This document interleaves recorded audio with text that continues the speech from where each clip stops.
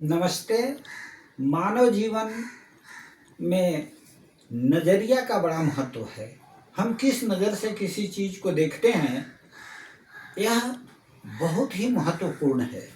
इससे हमारे जीवन पर व्यापक असर पड़ता है, साथ ही साथ आसपास के वातावरण पर बहुत बड़ा प्रभाव हमारी आत्मा को दिखाई देती है।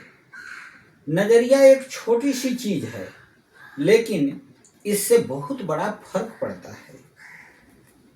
अगर आप चाहते हैं कि कुछ अच्छा करें, तो इसकी शुरुआत आपको अपने से करनी होगी। और वह शुरुआत कहाँ से होती है? वह शुरुआत हमारे मन से होती है।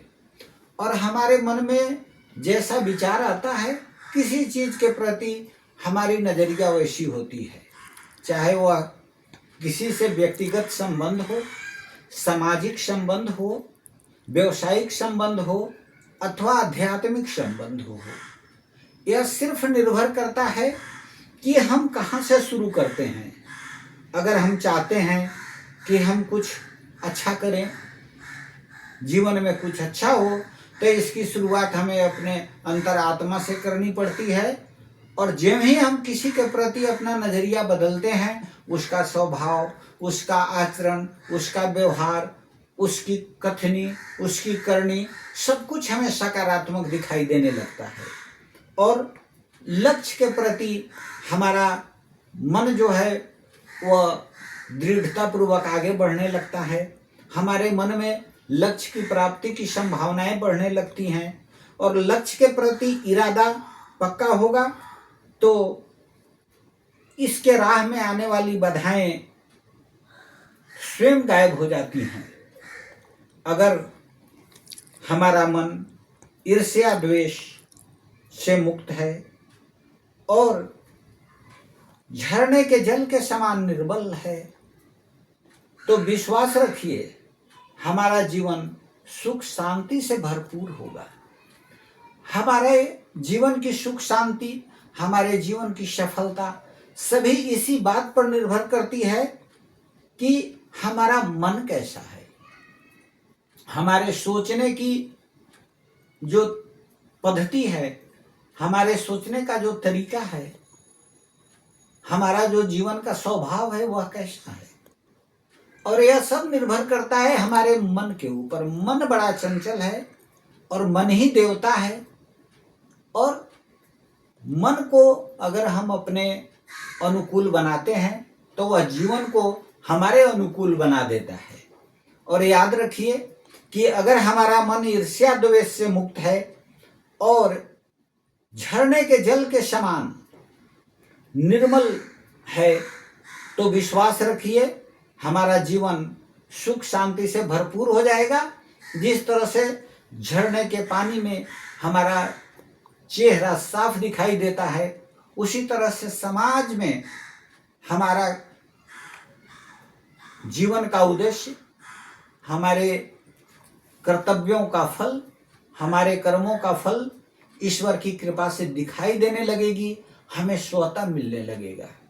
भगवान ने जो गीता में कर्म योग का उपदेश दिया है कि कर्म ही सर्वश्रेष्ठ है, उसका यदि हम पालन करें तो हमारा अस्तित्व अपने आप में कायम रहेगा। अतः हम यह कह सकते हैं कि मानव का अस्तित्व मानव से भी परे है। मानव की परिभाषा अपनी अपनी भाषा में रिवाजों में उलझी पड़ी है। हर मोड़ पर बाधा अड़ी है। रिवाजें, परंपराएं, पाप पुण्य की अवधारणाएं मानवता के साथ जुड़ी है। आज हमारे जीवन में अनेक प्रकार की परंपराएं हैं।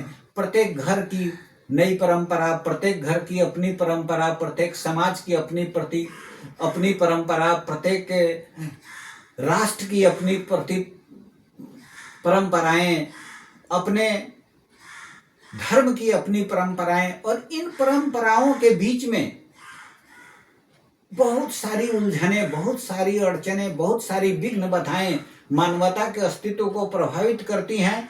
और अंत में इसका जुड़ाव पाप और पुण्य से होता है, जिसके संबंध में कहा गया है कि अष्टादश पुराणेषु व्यासस्य वचनं दोयं पापाये पुनाये पापाये परपीडनम्। अष्टादश पुराणेषु व्यासस्य वचनं दोयं परोपकाराय पुनाये पापाये परपीडनम्। यानी सारे चीजों का मूल यही है कि 18 पुराण में व्यास जी ने दो ही बातें कही हैं कि दूसरे को कष्ट देने से, दूसरे को दुख पहुंचाने से पाप होता है, और दूसरे को सुख पहुंचाने से, दूसरे का भलाई करने से पुण्य होता है। इसलिए पाप पुण्य की अवधारणाएं मानवता के साथ जुड़ी हैं। सुख दुख, हार जीत, नीति रीति, विधि में कहीं विषाद कहीं आनंद है। प्रेम मानवता की कड़ी है, मगर प्रेम की धरती बंजर पड़ी है।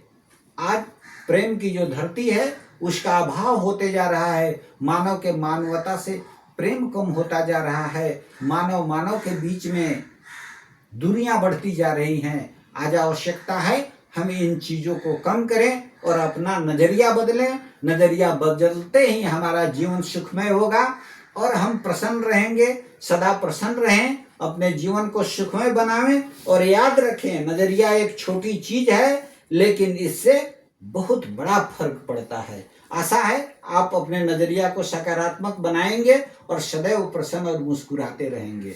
धन्यवाद।